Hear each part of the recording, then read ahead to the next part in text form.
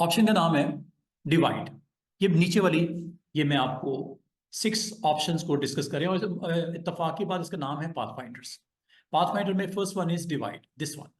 ये डिवाइड है। डिवाइड करता क्या है कि अगर आपकी दो शेप्स हों और दोनों आपस में कनेक्टेड हों तो डिवाइड पे जैसे क्लिक करोगे हर एक पार्ट को अलग अलग कर देगा, डिवाइड कर देगा, तकसीम कर देगा। चाहे एक शेप बनाई, उस पर आपने लाइन लगा ली जिगजैग या कोई भी, डिवाइड कर देगा। ये देख रहे हो, ये काम करता है। इसका इतना ही काम है, डिवाइड कर देना। जो भी आपकी आपस में शेप्स इंटरसेक्ट हो रही होंगी, आपस में कनेक्ट हो रही होंगी बाउंड्रीज, उनको डिवाइड कर देता है।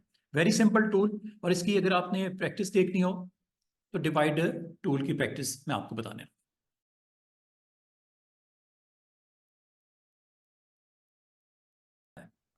तो ये 6 ऑप्शंस हैं, इनको वन बाय वन हम लोग अप्लाई करके आपको दिखाने लगे। ठीक है, let's go with first option. ये जी आपके पास शेप डिफॉल्ट ले लेते हैं इसको, white fill, stroke is black. ठीक है, थिक करना थिक कर लो जैसे आप पसंद करो। और दूसरा एक और शेप बना लेते हैं, लाइक दिस, लाइक दिस। जो भी शेप बनाना चाहो, जैसी बनाना चाहो, जहां प्लेस करना चाहो, जिस तरह रखना चाहो। और इनको अब आपने सिलेक्ट करना है सिलेक्शन से, then go with this pathfinder divide. ये लो, ये करने के बाद आपने साइड पे क्लिक करना है, then select again and ungroup, then deselect, select again. These are the shapes. Each are divided by another one. देख रहे हो हर शेप, और इसकी डिस्ट्रीब्यूट कर लेते हैं जरा ताकि आपको इक्वल डिस्टेंस आ जाए। डिस्ट्रीब्यूट तो पता है ना आपको, अलाइन के साथ, अलाइन में ये डिस्ट्रीब्यूट है, इधर से कर लिया करो।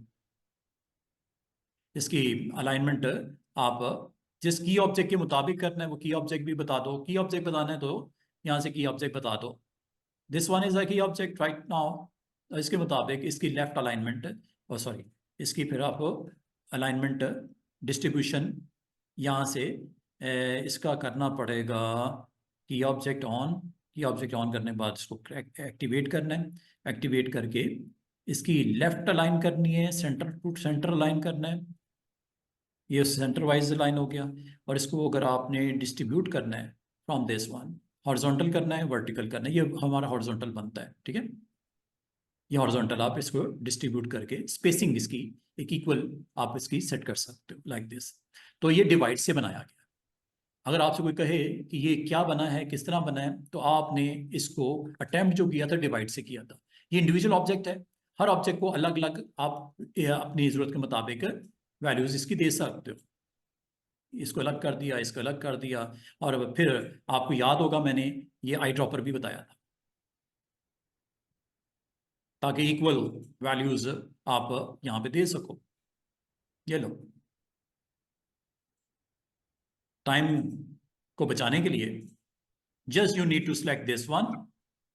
ठीक है, इसको सिलेक्ट कर लो और सिलेक्ट करने के बाद आई ड्रॉपर से इसको फिल करवा लो फ्रॉम दिस कलर या दिस कलर। इसको भी इस्तेमाल किया करो।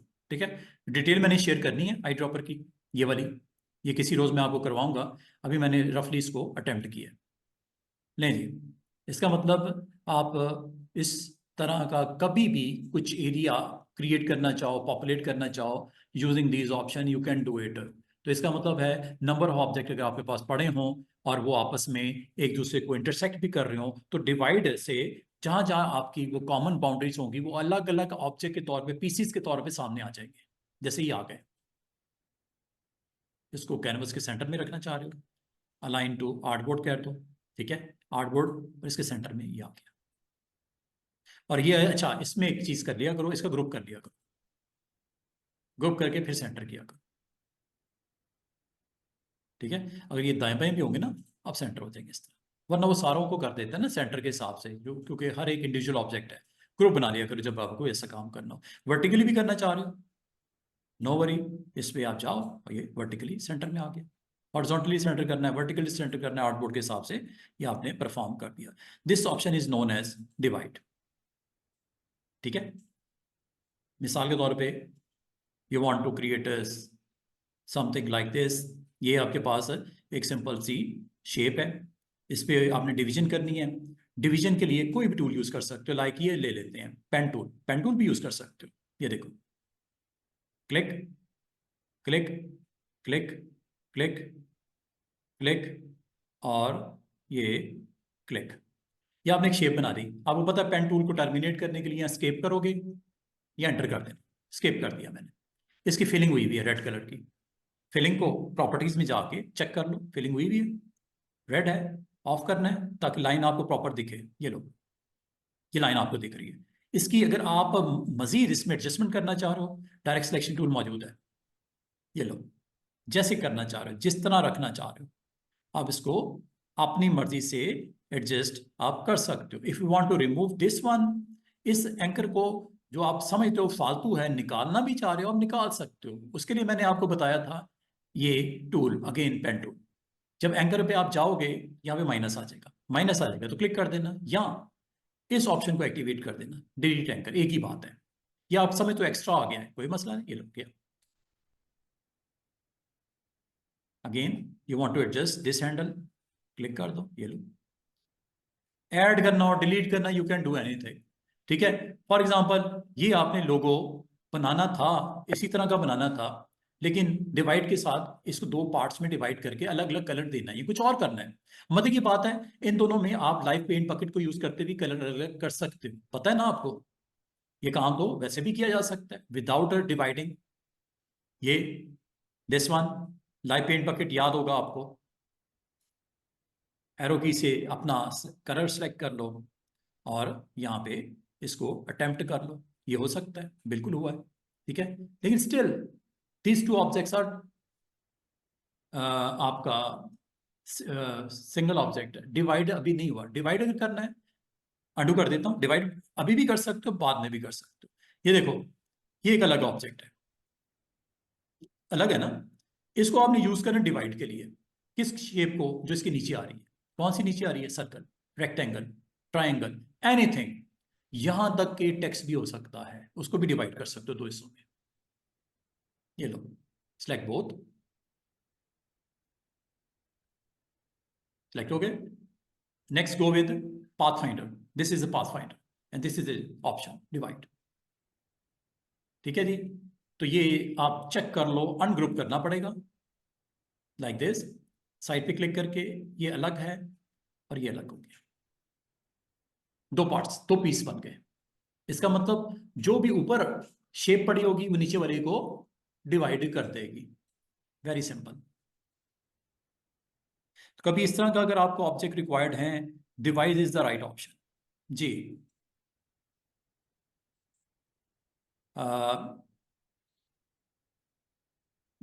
दीज थिंग्स सेपरेट अगेन मतलब, हाँ फर्दर इसको भी कर सकते हो, ये खत्म नहीं होगी बात। मानो इसमें आप अगर चाहो तो इसको फर्दर भी डिवाइड कर सकते हो, लाइक दिस। कोई शेप बना लेते हैं, ये लो, ठीक है, ये शेप बन गई। दोनों को सिलेक्ट कर लो, शेप के साथ कर लो, दोनों सिलेक्ट होगी। अब शेप ये पड़ी हुई, अगर आप कलर इसका अलग रखना चाहो रख दो, मर्जी है आपकी, ताकि आपको दोनों में देखने में आसानी हो। ये देखो, और इसकी अगर आपने स्ट्रोक की वैल्यू ऑफ करनी है, स्ट्रोक की वैल्यू भी ऑफ कर सकते हो। अगर आपको नहीं चाहिए स्ट्रोक, स्ट्रोक ऑफ कर दो, ये लो, नन। शेप के ऊपर पड़ी हुई है ब्लू, नीचे है रेड, दोनों को सिलेक्ट कर लो और डिवाइड, ये लो।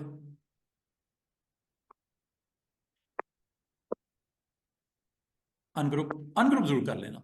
नीचे वाली शेप को क्लिक किया, ये सेपरेट है, और ऊपर वाला हिस्सा सेपरेट हो गया है। देख रहे हो किस तरह आपका एक क्रिएटिविटी, एक आर्टबोर्ड के ऊपर प्रेजेंस, शेप्स के ऊपर आपने किस तरह इन टूल्स को यूज करते हुए और उसको बड़ा इंटरेस्टिंग बना सकते हो। मैं अगर आपको कहूँ कि मुझे यहाँ पे कैपिटल ए या कोई भी लेटर उसको डिवाइड करना है, you can do it. Like ये देखो, headline, this is text, just size, size साइज हो गया, और इसमें you need to create outlines, ये जरूर कर लेना क्योंकि ये टेक्स्ट है, टाइप किया हुआ टेक्स्ट है, ऑब्जेक्ट नहीं है। ऑब्जेक्ट में जब तक क्रिएट नहीं करोगे डिवाइड नहीं होगा। क्रिएट आउटलाइंस हो गया, then go with tool like this.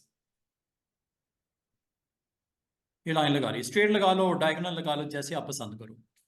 ये लाइन लगा ली, इन दोनों को सिलेक्ट कर ली, लाइन और लाइन के ऊपर गो के इसके स्ट्रोक भी ऑफ है, फिल भी ऑफ है, अगर आप ऑन करना चाहो कर लो। ब्लैक कलर की लाइन आपको नजर आ रही होगी, उसके ऊपर प्लेसमेंट हुई हुई है। इन दोनों को सिलेक्ट करके डिवाइड, ये लो जी, आगे दो हिस्से हो गए।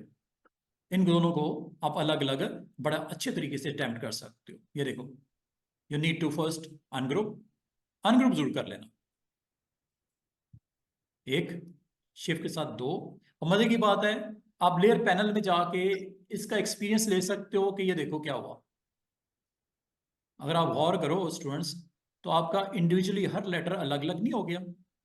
ये देखो, ये ई एंड पे जो पड़ा हुआ है, ये उससे पीछे नीचे वाला ई का पार्ट, एन का ऊपर वाला पार्ट, एन का नीचे वाली इस तरफ वाला डैश, ये उधर वाली डैश, क्या इंडिविजुअली हर एक अलग अलग नहीं होगी चीज, दिख रही है? ये हर पार्ट अलग हो गया डिवाइड करने से। आई का डॉट अलग, नीचे वाला पार्ट अलग, ऊपर वाला पार्ट बॉडी का पार्ट अलग, ये नीचे वाला आई का पार्ट अलग एल का, ये डी का नीचे वाला हाफ, ये ऊपर वाला हाफ। अगर आप इधर से सिलेक्शन करना चाहो यहाँ से भी कर सकते हो, कंट्रोल के साथ कीजिएगा। इधर से क्या करना है, शिफ्ट के साथ कीजिएगा, शिफ्ट। और वो देखो, यहाँ पे सिलेक्शन हुई जा रही है साइड लेयर पैनल में। लेयर पैनल में ब्लू डॉट्स आपको ये इंडिकेट कर रहे हैं ये सेगमेंट्स आपके सिलेक्टेड हैं। हो गए ना? लेयर पैनल में आपको दिख भी रहे हैं ये डॉट्स आपको ब्लू कलर के, ये इंडिकेट कर रहे हैं कि आपके ये सेगमेंट्स सिलेक्ट हो चुके हैं। ये और अब आप इस पे परफॉर्म करना चाह रहे हो, कलर करना चाह रहे हो, यू कैन डू एनीथिंग। कोई भी कलर करना है, ब्लैक सबका है, इसका कुछ और कर लो, येलो कर दो, ब्लू कर दो, ग्रीन कर दो, रेड कर दो, जो भी करना है। ठीक है, इसको नीचे वाले हिस्से को अलग करना है, ये लो क्लिक बस ड्रैग करके भी आपको पता है सिलेक्शन हो जाती है, लेयर पैनल से भी सिलेक्शन हो जाती है, यहाँ तक कि आप लेसो टूल से भी सिलेक्शन कर सकते हो। आपको याद होगा लेसो से मैंने सिलेक्शन करनी सिखाई थी आपको, लेकिन इसमें खास तौर पे जो आपकी एंकर्स या नोड्स होती हैं तो उनके ऊपर सिलेक्शन होती है, तो ये बेहतर है कि आप इसको सिलेक्शन टूल से कर लो। दिस वन शिफ्ट के साथ, दिस वन शिफ्ट के साथ क्लिक किए जाओ, और वो देखो बराबर में लेयर पैनल पे भी आपकी एक्टिवेशन हो रही है उन पार्ट्स की, उन सेगमेंट्स की। हो गया? कलर दे दो, येलो दे दिया, उसका नहीं सिलेक्ट किया, उसको भी करना चाहो अलग कर दो, ई का अबव हाफ, आई का अबव हाफ, जो भी कलर वलर आप देना चाह रहे हो। और मजे की बात, ये सारे अलग अलग हैं। अगर आपने इसको सिलेक्ट किया था, थोड़ा डिस्टेंस भी करना चाहो कर सकते हो। ये देखो,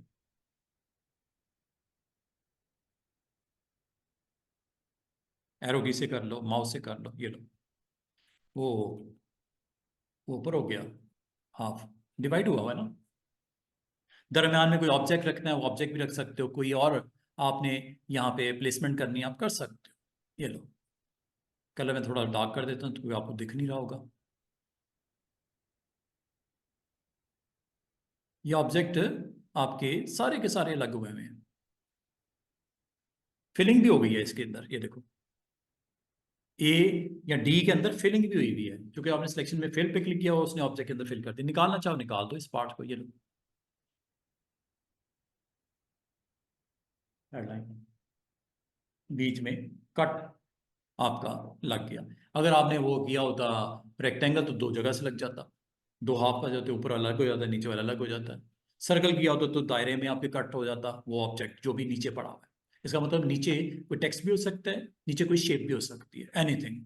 ठीक है, इसका मतलब डिवाइड आपको फैसिलिटेट करता है कि जो बिलो आपकी लेयर पे ऑब्जेक्ट पड़े होते हैं, अब आप उसको कट कर देता है उस हिस्से को।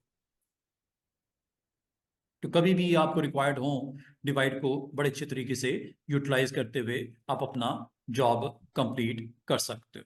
डिवाइड के बाद नेक्स्ट ऑप्शन इज, इसके साथ है ट्रिम। जैसा ये दिख रहा होगा आपको, ट्रिम क्या करता है, ठीक है। ट्रिम क्या करता है कि आपका जो भी बिलो लेयर पे ऑब्जेक्ट पड़ा हुआ है, उसको जो जो ऑब्जेक्ट उसके ऊपर आ रहे होंगे अबव लेयर पे, उसको ट्रिम कर देंगे, उतने हिस्से को निकाल देंगे, ट्रिम कर देंगे, खत्म कर देंगे। ये देख रहे हो सबसे नीचे ग्रीन है, वो ग्रीन है, उसके ऊपर दो ऑब्जेक्ट आपकी शक्ल आ रहे हैं, ये वाला था, एक ये वाला था। उसने अपने उतने हिस्से को ट्रिम कर दिया। हर ऑब्जेक्ट दूसरे को ट्रिम कर रहा है। ये सबसे ऊपर देखो, ये ऑरेंज है, ये रेड है। ऑरेंज नीचे पड़ा हुआ है, रेड ऊपर पड़ा हुआ है। तो जितने एरिया के ऊपर ऊपर वाला ऑब्जेक्ट है, उतना हिस्सा उसने काट दिया, ट्रिम कर दिया। कभी आप इस तरह का काम करना चाहो, कोई ऐसा ऑब्जेक्ट क्रिएट करना चाहो, कोई ऐसा सीन डेवलप करना चाहो एज ए ग्राफिक डिजाइनर, तो ट्रिम इज राइट ऑप्शन। जैसे कि इसको प्रैक्टिकली देख लेते हैं, ट्रिम को एक कार्डबोर्ड बना लेते हैं अलग से, new one, option name is trim. जिस तरह का मैंने आपको बोला कि आप ट्रिम को यूज कर सकते हो इस मकसद के लिए। जैसे ये एक शेप है, ठीक है, एक शेप और ले लेते, कलर मैं थोड़ा डिफरेंट कर देता हूँ ताकि आपको दिखाई दे। वो अलग है, वो अलग कलर है, ठीक है। इसकी कॉपी निकाल लेते हैं, आपको पता है ऑल्ट के साथ भी आप इसकी कॉपी कर सकते हो ऐसे। अब ये क्या करेगा, जो अबव ऑब्जेक्ट हैं बिलो आने वाले ऑब्जेक्ट्स को ट्रिम कर देंगे। और मजे की बात है, अगर मैं एक और ऑब्जेक्ट बना लूं, कुछ और ले लेते हैं, चले ये ले लेते हैं, ये देखो, अब इसने भी ट्रिम करना है। हर ऑब्जेक्ट ने अपने बिलो ऑब्जेक्ट को ट्रिम करना है। ये है इसका कमाल ट्रिम का। You need to select all, जो ट्रिमिंग ऑपरेशन में आप शामिल करना चाह रहे हो, इन सबको सिलेक्ट कर लो। और करने के बाद जैसे ही आप ट्रिम पे क्लिक करते हो, this option name is pathfinder में ट्रिम। जैसे ही आप ट्रिम पे क्लिक करते हो, साइड पे क्लिक करो, अनग्रुप करो, ट्रिम हो डिवाइड हो, अनग्रुप करना पड़ेगा। ये देख रहे हो, ये देख रहे हो, ये देख रहे हो, ये देख रहे हो, ये देख रहे हो, ये देख रहे हो, ट्रिम नहीं हो गए सारे, हर अबव ने बिलो को ट्रिम कर दिया। अब ये इत्तेफाक की बात है कि ये जो ऊपर वाला रेक्टेंगल है, जो कि ग्रीन कलर का मैंने ड्रॉ किया है, इसने जिस जिसको इफेक्ट करना था आपके सामने, इसने काफी सारे ऑब्जेक्ट को इफेक्ट किया। ऊपर वाला ब्लू लाइट, नीचे वाले दोनों, उनको भी, और जो सबसे बिलो पड़ा हुआ है उसको भी। काफी सारे ऑब्जेक्ट्स को इसने इफेक्ट किया है, देख रहे हो। हाँ, इस ये खुद नहीं हुआ, ये खुद इसलिए नहीं हुआ कि इसके ऊपर कोई नहीं था, वरना ये भी ट्रिम होता, ठीक है, वरना ये ऑब्जेक्ट भी ट्रिम कर देता।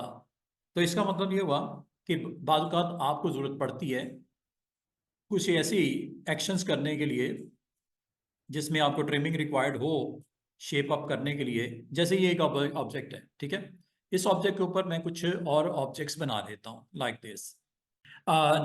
इसी में दोबारा से देखो, ट्रिम ऑप्शन को हम डिस्कस कर रहे हैं। ट्रिम क्या करता है, जो आपका बिलो ऑब्जेक्ट होता है उसको according to above object placement trim कर देता है, like this. Control D, shift के साथ मैं इनको सेलेक्ट कर रहा हूं, इसकी एक कॉपी ले लेते हैं ऑल्ट के साथ, ये लो। अब मैंने सबको सिलेक्ट किया, ट्रिम अगेन, ये जी ट्रिम, ये लो जनाब, चेक कर लो, अनग्रुप करो, देन शिफ्ट शिफ्ट शिफ्ट, इकट्ठे करना चाह रहा हूं, ठीक है, अलग अलग में टाइम लगेगा।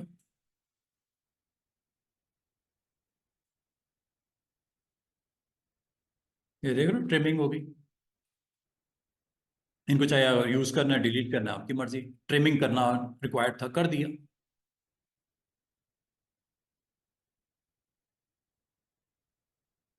डिलीट करना डिलीट कर दो, ये लो। तो कभी भी आपको कुछ इस तरह के ऑब्जेक्ट क्रिएट करने हो, अगर आप गौर करो तो आप ये नहीं कोई कह सकता कि ये एक राउंडेड कॉर्नर रेक्टेंगल हुआ करता था, लेकिन ट्रिम ने इसको नई शेप में कन्वर्ट कर दिया। तो पाथफाइंडर आपके पास, और इसमें याद रखना ये नीचे वाली जितनी ऑप्शन है ना, चाहे डिवाइड है चाहे ट्रिम है या मर्ज आगे करवाऊंगा, इसमें एक चीज याद रखना, इसमें कोई एक्सपैंड वाला सीन नहीं है। एक्सपैंड याद है शेप मोड्स में मैंने बोला था कि वो आपकी वैल्यूज को चेंज भी कर सकते थे, चाहे वो आपका यूनाइट हो, चाहे वो आपका माइनस फ्रंट हो, चाहे वो इंटरसेक्ट हो, चाहे वो एक्सक्लूड हो। इनके साथ एक्सपैंड जरूर अवेलेबल है, इसके साथ कोई एक्सपैंड अवेलेबल नहीं है। इसमें जो करना है सोच समझ के करना है, ठीक है। और वन क्लिक के ऊपर ये आपका फाइनल रिजल्ट स्क्रीन के ऊपर कुछ इस तरह करके आ जाएगा। कभी आपने कोई आइकन्स बनाने हो, कोई शेप्स बनानी हो, तो ये राइट टूल है, आपको फैसिलिटेट करता है पाथफाइंडर, जिसमें डिवाइड ट्रिम देखो क्या क्या सीन क्रिएट कर रहा है, ठीक है। चाहे वो टेक्स्ट हो, चाहे वो आपकी शेप्स को मजमुआ हो, जैसे भी आप इसको पसंद करो, इसको बड़े अच्छे तरीके से यूटिलाइज करते हुए अपने डिफरेंट जॉब्स आप कंप्लीट कर सकते हो। Let's go with another tool, name is merge. Merge को पहले देख ले, इसकी करता क्या है। ओवरलैपिंग ऑब्जेक्ट्स अगर हों, ओवरलैपिंग ऑब्जेक्ट्स हों तो उनको सिंगल ऑब्जेक्ट में कन्वर्ट कर देता है, अगर उनका कलर सेम है, फिल उनका कलर सेम है। अगर आप गौर करो, एक काइंड ऑफ कोई आपका एनिमल लग रहा है, जिसका जो हेड है वो पॉलीगॉन है, दरमियान में एक राउंडेड कॉर्नर रेक्टेंगल है, उसके नीचे बॉडी एक सर्कल शेप में बनी हुई है और नीचे दो और रेक्टेंगल राउंडेड कॉर्नर वाले लगे हुए हैं। अगर आप गौर करो, after attempting third option name is मर्ज, ये आपके टोटल जो कि पहले थे 1 2 3 4 5 6 7 7 ऑब्जेक्ट जो थे, सिर्फ और सिर्फ 3 में कन्वर्ट हो गए। क्या ये करता है? करता ये है, जहां जहां बाउंड्रीज इनकी मर्ज हो रही हो, दो ऑब्जेक्ट अगर आपस में कनेक्ट हुए हैं, इनके कलर्स को चेक करता है। कलर अगर सेम है इनको मर्ज कर देगा, कलर अगर सेम है। अगर उनका डिस्टेंस है, कलर सेम ही क्यों ना हो, मर्ज नहीं करता। जैसे आइज देखो, इनके दरमियान में थोड़ा सा डिस्टेंस रह गया था, ये सिंगल ऑब्जेक्ट नहीं बना, अलग अलग ही बनेगा, अलग अलग ही रहेगा। लेकिन बॉडी के बाकी पार्ट्स अगर गौर करो, क्या आपने गौर किया, उसकी आउटलाइन सबकी गायब हो गई और एज ए सिंगल ऑब्जेक्ट के तौर पे बॉडी दिख रही है। उम्मीद करता हूं आपको समझ आ गई होगी। प्रैक्टिकल अभी कर लेते हैं इसका। ऑप्शन का नाम है मर्ज। मर्ज की कंडीशन क्या है स्टूडेंट्स, कि ये आपके कलर्स को आफ्टर चेकिंग एग्जामिन उनको मर्ज कर देता है। जैसे ये एक रेड कलर का मैंने एक सर्कल लगा दिया, और अगर मैं आपको कहूं कि इसके ऊपर एक काम करते हैं कि ये मैंने एक सिंपल सा रेक्टेंगल बनाया छोटा सा, इन दोनों को अलाइन कर लेते हैं सेंटरली, हॉरिजॉन्टली, हो गया। अब ऊपर वाले ऑब्जेक्ट को मैंने क्लिक किया, और क्लिक करने के बाद इसका आर फॉर रोटेट को यूज करते हुए centre point towards the centre of the circle alt के साथ क्लिक करके ले आया, और इसको मैं 30 डिग्रीज पे कॉपी प्लेस कर देता हूँ। हो गई, कंट्रोल डी से रिपीट कर देता हूँ, हो गई। इन सब को सिलेक्ट करने लगा हूँ, गो के ये सब अलहदा अलहदा हैं, मैं कुछ के कलर डिफरेंट कर देता हूँ, लाइक एक छोड़ के एक कलर डिफरेंट कर देता हूँ शेप के साथ। जिसका कलर डिफरेंट हो गया वो मर्ज नहीं होगा। दोबारा सुन लीजिएगा, जिसका कलर डिफरेंट है वो मर्ज नहीं होगा, वो ऑब्जेक्ट मर्ज नहीं होगा।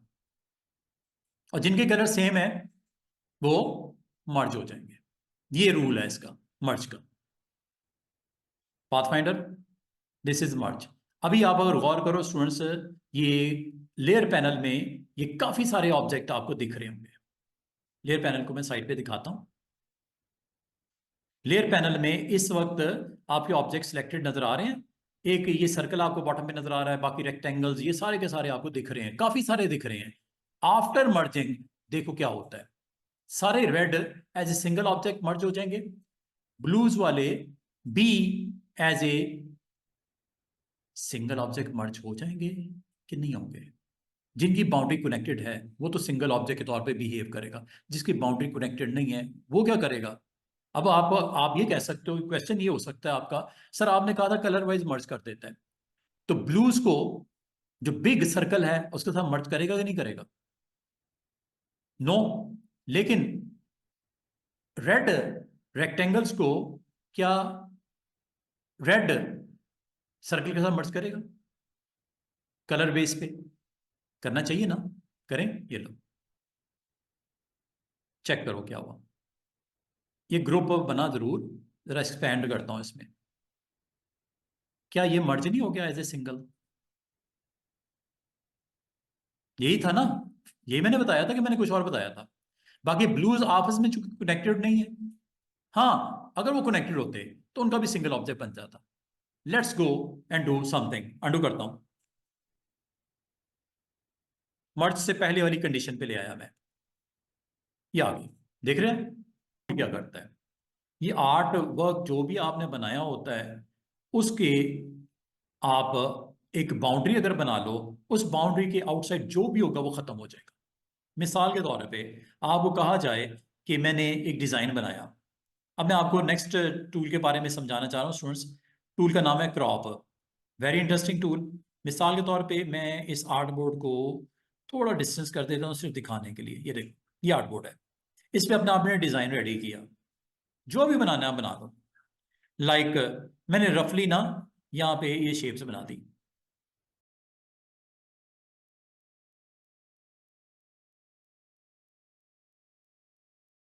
बॉक्स दोबारा बना लेते हैं, क्रॉप हुआ नहीं, दोबारा से कर लेते हैं।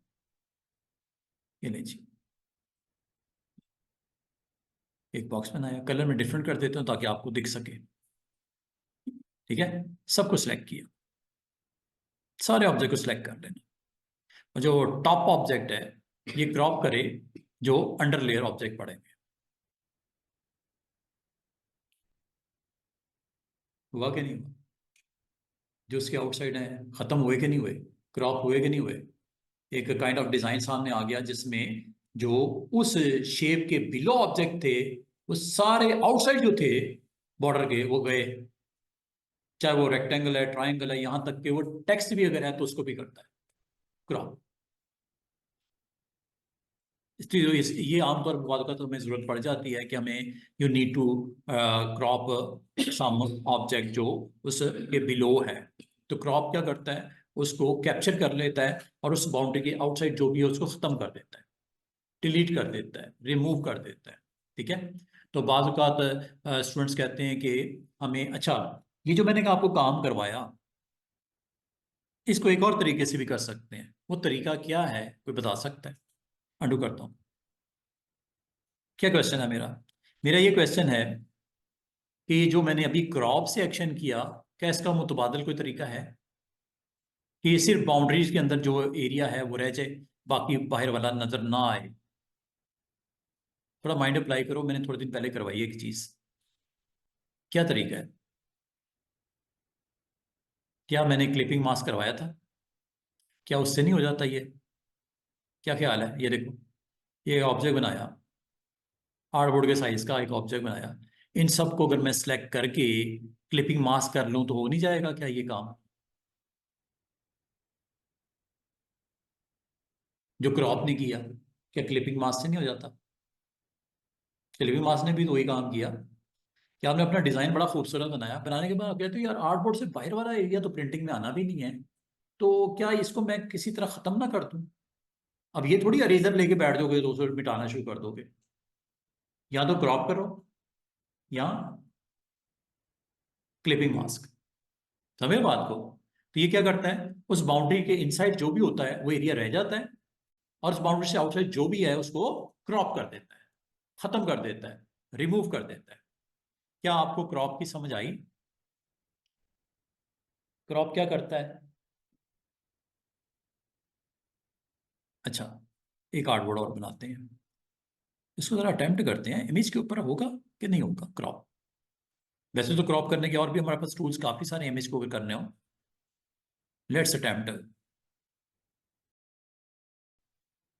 तो आपके पास सिलेक्शन टूल को क्लिक करने के बाद एम्बेड होता है, एम्बेड पे क्लिक कर दिया करो।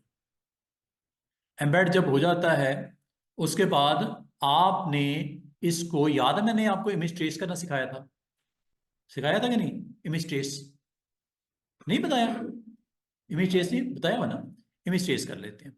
हाई फिडेलिटी फोटो, प्रोग्रेस हुआ।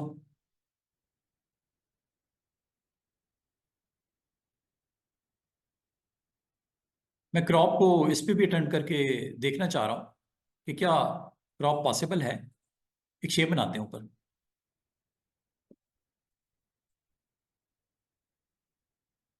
दोनों को सिलेक्ट करते हैं और क्रॉप पे अटेम्प्ट करते हैं। एक्सपैंड नहीं किया हमने, सॉरी एक्सपैंड करना चाहिए था हमें, अंडू कर देते हैं। एक्सपैंड जरूर कर लिया करो,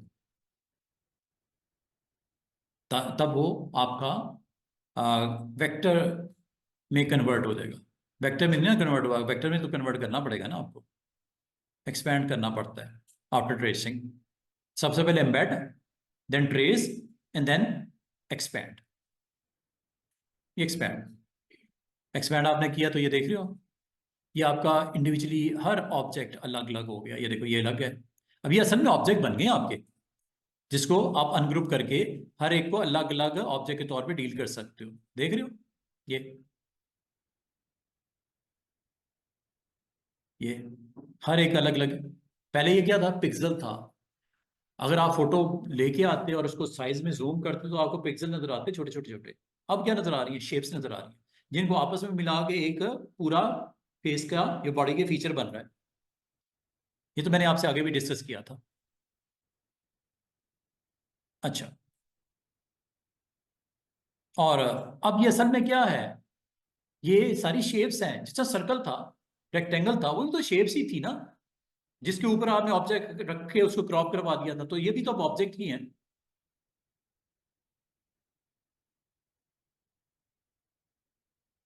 सिलेक्ट ऑल, जो भी अंडर इसके आ रही हैं शेप्स, देन क्रॉप। ये लो, हुआ कि नहीं हुआ? सिर्फ उतना रह गया, बाकी आउटसाइड दैट बॉर्डर उसने क्रॉप कर दिया। ये देख रहे हो, ये क्रॉपिंग की वजह से हुआ। उस शेप के मुताबिक उसने क्रॉप करके, अप्लाई करके, अटेम्प्ट करके दिखा दिया। इसका मतलब अगर आपने किसी इंपोर्ट किए हुए इमेज को प्लेस किया हो जेपीजी को, तो उसको भी क्रॉप किया जा सकता है। लेकिन उसको क्रॉप करने का तरीका क्या है? पहले उसको एम्बेड करो इमेज को, नंबर 2 ट्रेस करो उसको, नंबर 3 एक्सपैंड करो उसको, फिर जो शेप ऊपर रखनी है रख के क्रॉप कर। नहीं जी, ये क्रॉप इमेज से रेलेवेंट भी मैंने आपको बता दिया। अच्छा, क्रॉप के बाद अगली ऑप्शन है आउटलाइन। आउटलाइन क्या करती है ये भी देख लो।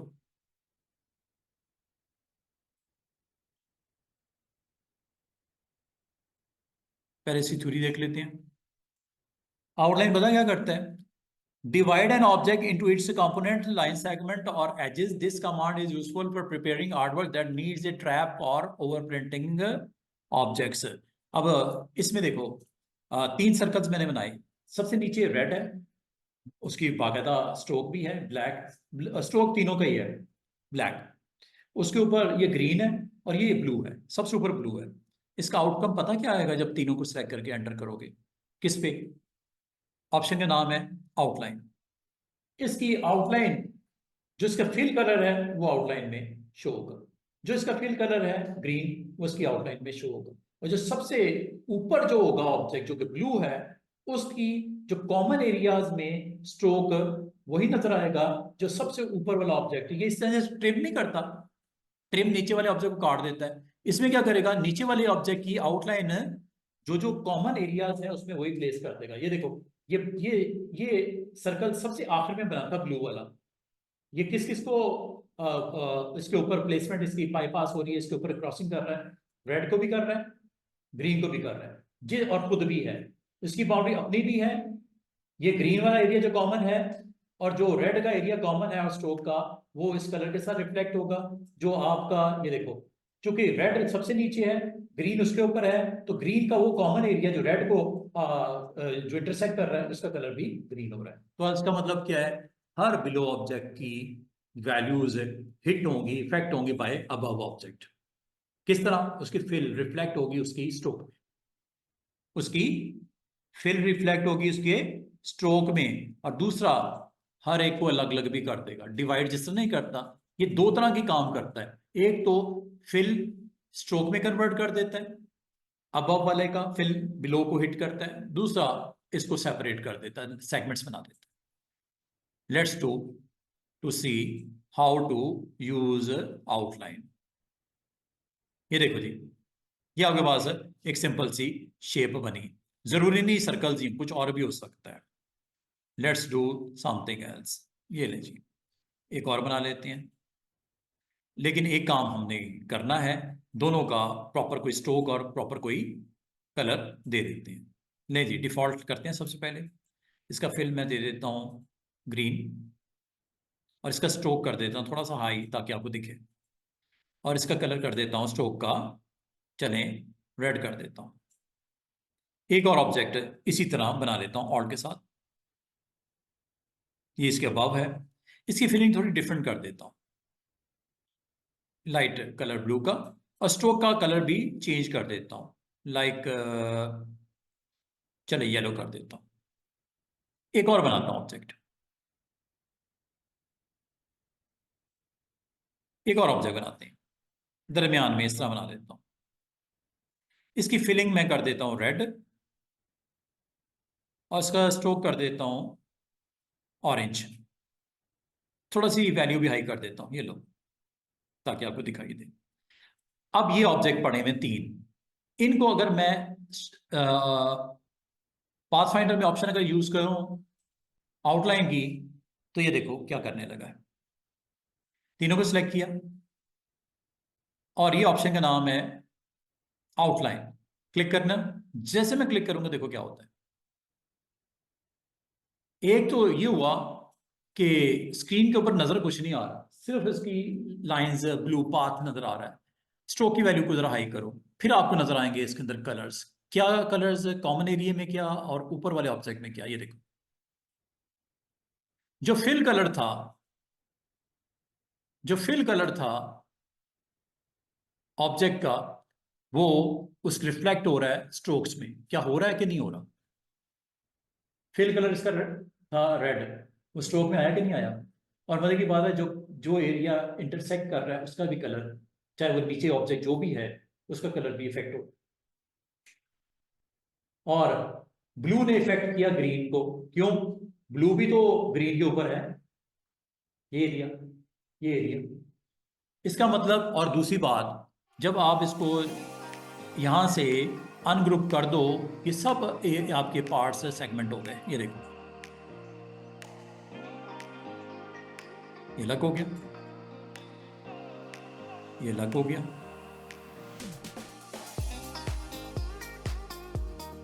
ये अलग हो गया,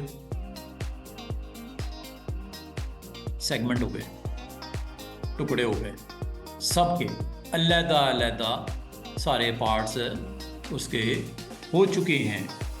जो जो ओवरलैप हो रहा है बिलो ऑब्जेक्ट को वहां से सेगमेंट कर रहा है, वो आगे नहीं हुआ।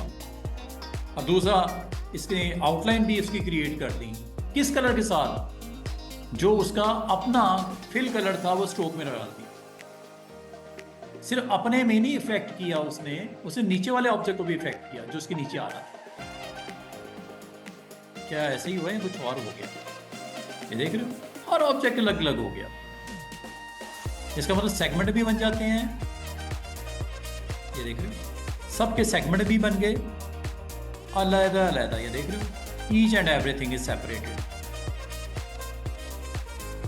कभी आपको अगर ज़रूरत पड़ जाए, आउटलाइन आपका दो काम कर रहा होता है, एक तो सेगमेंट कर रहा होता है each and everything, her above layer का ऑब्जेक्ट बिलो लेयर के हिट करता है, इफेक्ट करता है। दो तरह से करता है, एक तो सेगमेंट कर देता है, दूसरा उसकी फिलिंग की वैल्यू को स्ट्रोक में डाल देता है। क्या ऐसा ही हुआ या कुछ और हो गया? समझ आ गई? आउटलाइन, ठीक है। आउटलाइन एक डिफरेंट टूल है, अगर आप इस्तेमाल करके इसको करना चाहो, अटैम्प्ट करना चाहो, यू कैन डू इट।